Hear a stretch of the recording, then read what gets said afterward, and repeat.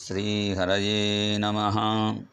श्रुतिस्मृतिपुराणानाम् आलयं करुणालयं नमामि भगवत्पादशङ्करं लोकशङ्करं।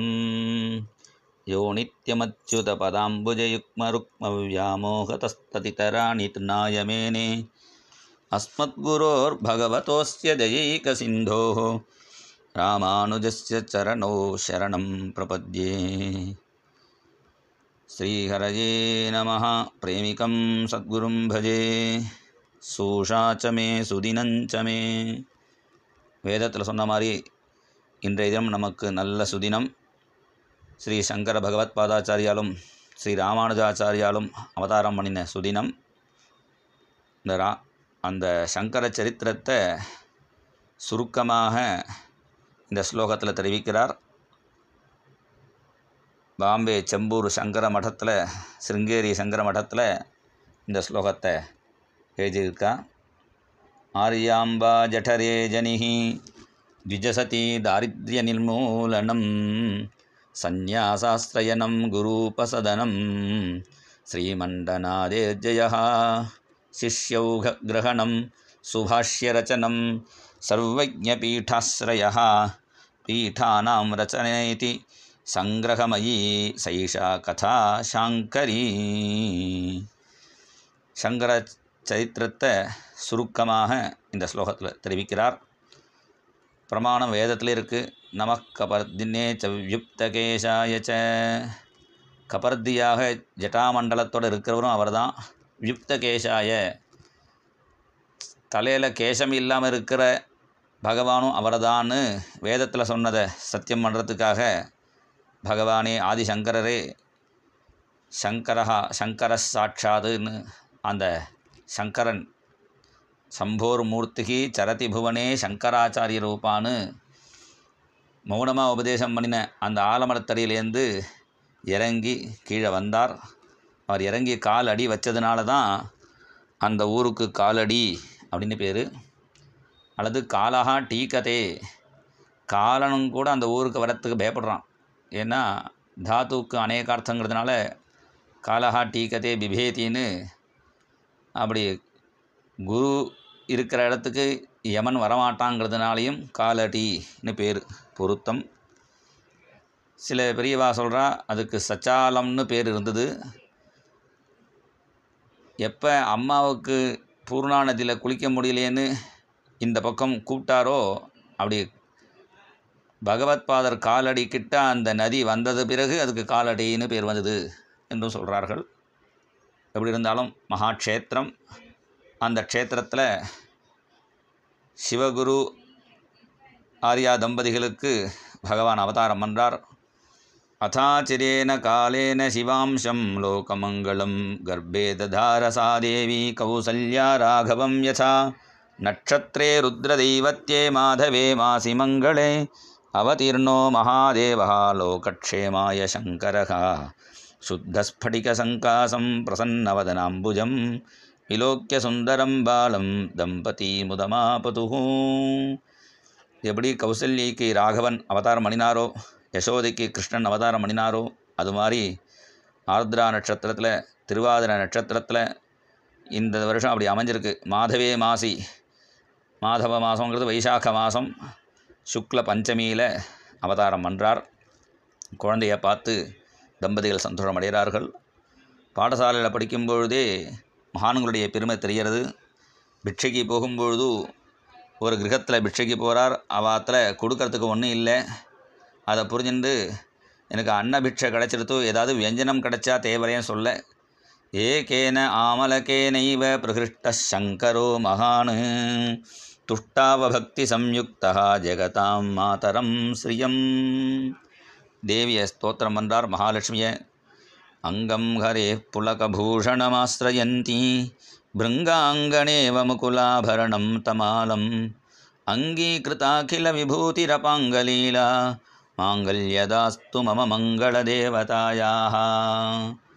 குரு கடாட்சம் பரிபூர்ணம்னு தன் கடாட்சத்தினாலேயே சுவர்ண நெல்லிக்காயை வரவழைச்சுட்டார். சுவர்ண நெல்லிக்காய் வழியாக அம்பாள் வருஷித்தாள்.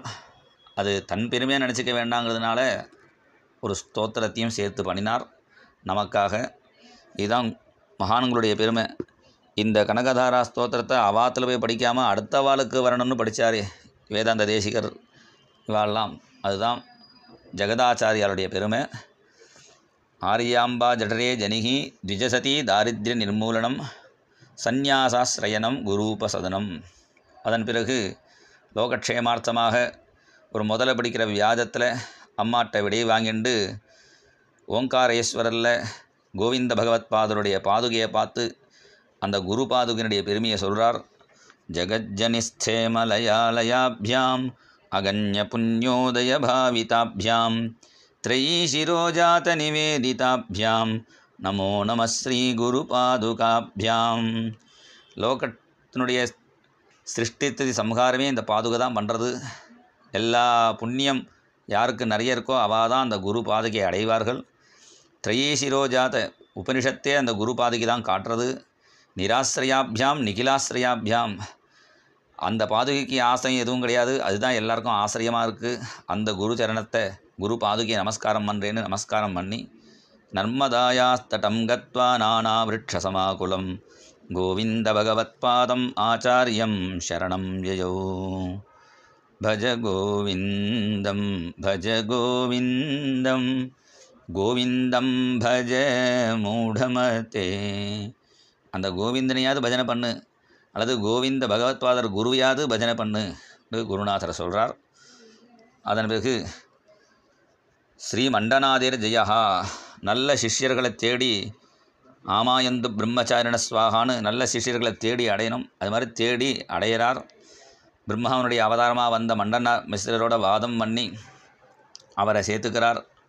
அதன் பிறகு ஹஸ்தாமலகர்னு ஒரு குழந்தை ஊம பையனாக இருந்தான். பேசின உடனே ஆதிசங்கர்கிட்ட மாத்திரம் பேசுகிறான், நான் ஆத்மஸ்வரூபம்னு, நிஜபோத ரூபகான்னு அவரை சேர்த்துண்டார்.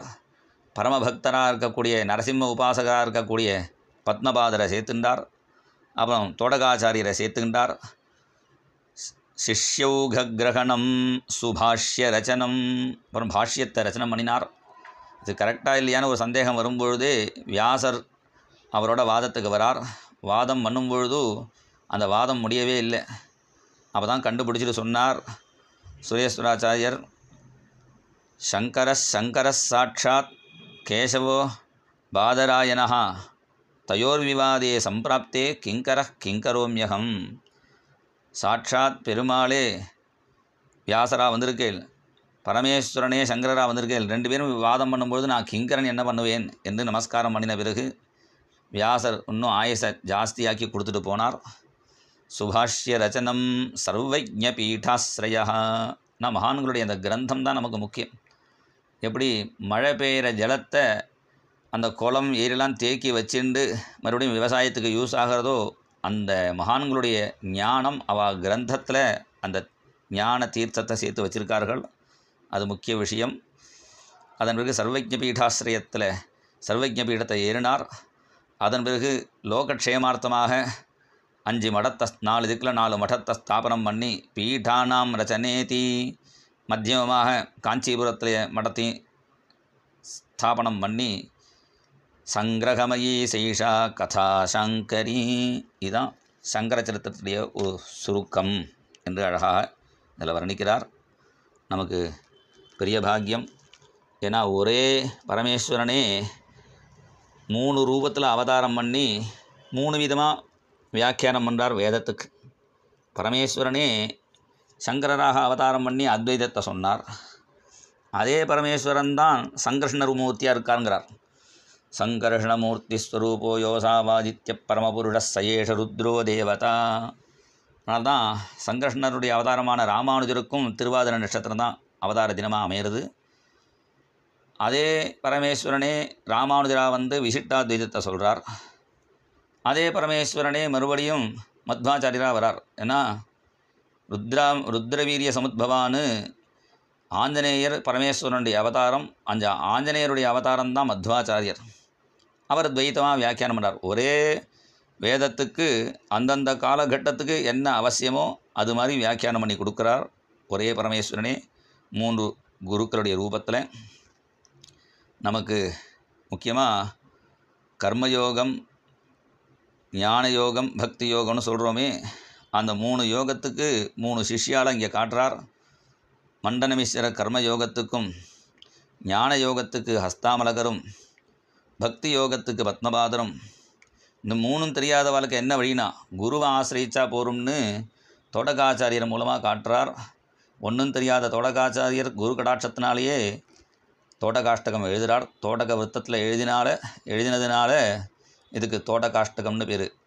விதிதாகில சாஸ்திர சுதா ஜலதே மகிதோபனிஷத் கதிதார்த்தநிதே ஹிருதயே கலயே விமலம் சரணம் பவசங்கர தேசிகமே சரணம். முக்கியமாக எப்பேற்பட்ட ஞானியாக இருந்தாலும் அம்மாவை மறக்கக்கூடாது என்பதனால இன்றைக்கி மாத்ரு தினம்னு கொண்டாடுறோம். அதனால் அம்மாவனுடைய பெருமையும் காட்டுறார் மாத்ரு பஞ்சகத்தில். ஆஸ்தாம் தாவதியம் பிரசூதி சமயே துருவாரசூலம் யசா நைருச்சியம் தனுசோஷணம் மலமயி சய்யாச்ச சம்வத்சரி ஏகஸ்யாபி ந கர்ப்பபாரபரண க்ளேசஸ்ய யஸ்யாஹ க்ஷமஹ தாத்தும் நிஷ்கிருதிமுன்னதோபி தனயஹ தஸ்யை ஜனன்யை நமஹ. அந்த பிரசவ வேதனைங்கிறதுக்கு அது அவளுக்கு தான் தெரியும். அப்பேற்பட்ட அந்த வேதனையும் நைருச்சியம், எதையும் சாப்பிட்றது இஷ்டம் இல்லாமல் கர்ப்பம் தரித்த உடனே பசிக்கவும் சாப்பிடவும் முடியாமல் உடம்பை வருத்திண்டு அந்த குழந்தையுடைய மலமூத்திர அந்த சையிலே படுத்துண்டு இவ்வளோ கஷ்டப்பட்டு கர்ப்பத்தை தரிச்சிருக்காளே, அதுக்கு எப்பேற்பட்ட உன்னத்தையாவுடைய பையனாக இருந்தாலும் பதில் பண்ண முடியாதே. அப்பேற்பட்ட அம்மாவுக்கு நமஸ்காரம் என்று அப்பேற்பட்ட ஞானியும் அம்மாவை நமஸ்காரம் பண்ணுறார். அப்படி மாத்ரு பஞ்சகத்தை எழுதினார். பல மதங்கள் நம்ம தேசத்திலிருந்து எல்லாத்தையும் நீக்கி பாஷண்ட மத வேதண்ட மகா கரட கண்டனா கண்டீரவோ விஜயத்தே சங்கராச்சாரிய சம்ஞயா. இந்த சங்கரராகிய ஆதிசங்கர பகவத்பாதராகிய இந்த சிம்மமானது இருக்கே, பாஷண்ட மதமனுடைய வேதண்டம் இருக்கே, வேதண்டம்னா யானை, அந்த பாஷண்ட மதமாகிய அந்த யானைகளை கண்டம் பண்ணக்கூடிய ஆதிசங்கரராகிய அந்த சிம்மம் பிரகாசிச்சுருக்கு அப்படின்னு இன்றைக்கும் விஜயத்தே அப்படிங்கிறார் குருநாதர் நம்ம அண்ணா. இன்றைக்கும் அந்த பரம்பரையில் வந்தவா நமக்கு அனுகிரகம் பண்ணிட்டுருக்கா. அதே மாதிரி நமக்கு ஸ்ரீ ராமானுஜரும் புரட்சி துறவின்னு சொல்லுவாள். கோவிலை எல்லாரும் பிரவேசிக்கலாம், எல்லாருக்கும் கோவிலை வச்சுட்டே வாழலாம்னு எல்லாருக்கும் கோவிலில் கைங்கரியம் கொடுத்து, ஒரு வண்ணனாக இருந்தால் கூட பெருமாளுடைய வஸ்திரத்தை தோற்று கொடு, இப்படி ஆரம்பித்து சகல பேருக்கும் அந்த கோவில் கைங்கரியத்தை கொடுத்து பெருமாளை எல்லாருக்கும் கண்ணுக்கு நேராக பார்க்கலாம்ங்கிற அளவுக்கு அந்த அர்ச்சாவதாரத்துடைய பெருமையை காட்டின தயைக சிந்தோகோன்னு அந்த ராமானுஜருடையும் நம்ம இந்த ஜெயந்தியில் அவரையும் நம்ம சரணாகதி பண்ணுவோம். ஏன்னா பெருமாளே சொல்லிட்டார், அடியேன் ராமானுஜதாசன் இப்படி சொன்னாலே போதும், நான் எல்லாருக்கும் மோட்சத்தை கொடுத்துட்றேன்னு. அப்பேற்பட்ட ராமானுஜ ஜெயந்தியும் சங்கர ஜெயந்தியும் நமக்கு சேர்ந்தாப்பில் அமைஞ்சிருக்கு. 2 குருநாதர்களையும் நமஸ்காரம் அளிப்போம். ஜெய் போலோ சத்குரு சங்கராச்சாரிய மகாராஜ் கி ஜெய். ஜெய் போலோ ராமானுஜாச்சாரிய மகாராஜ் கி ஜெய். ராதே கிருஷ்ணா. ஹரே ராம ராம ராம ஹரே ஹரே, ஹரே கிருஷ்ண கிருஷ்ண கிருஷ்ண ஹரே ஹரே. शंकर गुरो